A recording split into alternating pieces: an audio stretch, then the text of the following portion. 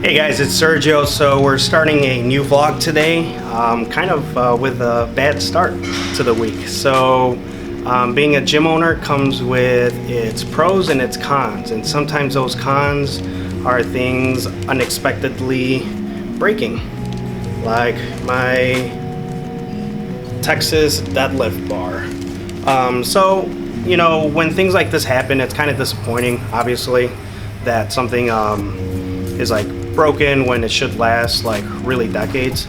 And it's something that I really stress to not really be upset with anybody specifically about. Like, I want people to feel comfortable enough to be able to talk to me and say like, hey Sergio, I'm really sorry this happened, it was an accident.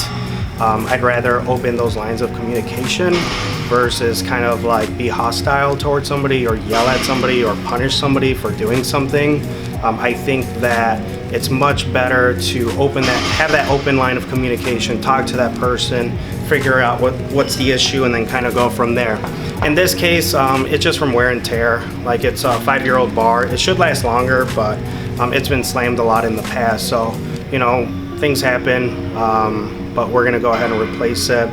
So unfortunately, it seems like over the weekend we had some people come in who didn't pay, and I do an honor system, so I trust in my members, I trust in my guests to like do the right thing, and I would say 99% of the time everybody does the right thing.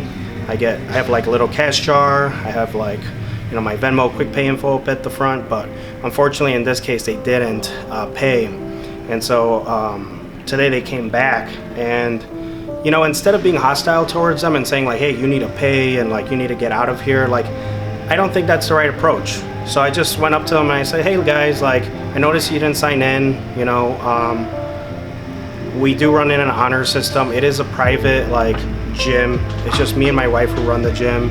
And we really put a lot of effort and work into making sure that everything is, run properly, and that like this gym is what it is. And the reason why people come here is because they really enjoy the quality and the experience that they have here. So, we work a lot towards that. So I kind of explained to them always my perspective, like, hey, like, it's a lot of work, we do a lot for you guys. So we just ask that you please respect us in return. And so they were like, oh yeah, I'm sorry, like, we're gonna get a membership. But sure enough, like, they ended up leaving when I kind of wasn't like in the area. So is it upsetting? Yes, definitely is upsetting that somebody would just kind of blatantly disrespect the gym like that.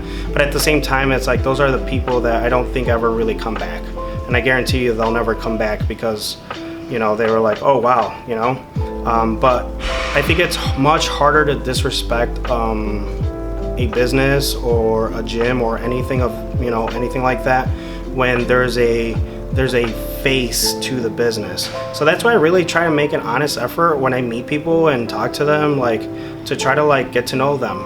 Ask them what their name is, like strike up conversation. Like, every single person that signs up through these doors, like, I know who they are and I've spoken to them, and I feel like that really does a lot for building our community and building that mutual respect, where they understand where I'm coming from, like the struggles that we kind of deal with on a regular day-to-day basis, and they want to help us. They want to be a part of the gym. They want to respect the gym. So kind of just some things that suck a little bit starting off the week, but yeah, we'll kind of go from there, and I'm trying to focus on being positive. These are very isolated incidents. This doesn't happen often. It just so happens that it all happened back to back. So we'll try to be positive moving forward.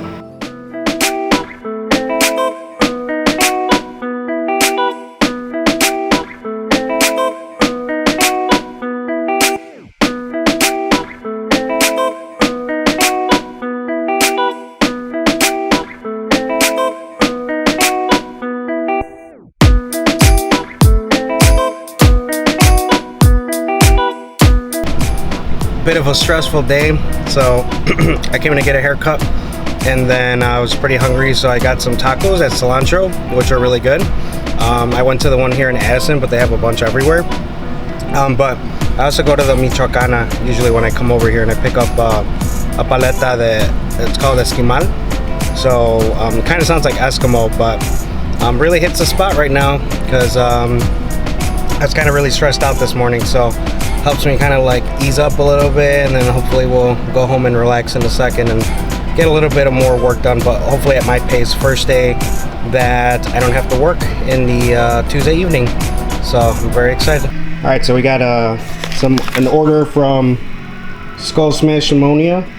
Steve's a really cool guy. He always sends stuff with a handwritten note. So we got some stuff to stock up. We got some, let's see here. There we go. We got some Black Label smelling salts, so got a few of those. We got some, I think this is the whiskey scented one, which is a pretty cool one. Another whiskey one. This one's my favorite right here. It's the Brain Grenade. That one hits really well. And then, of course, the classic Ammonia.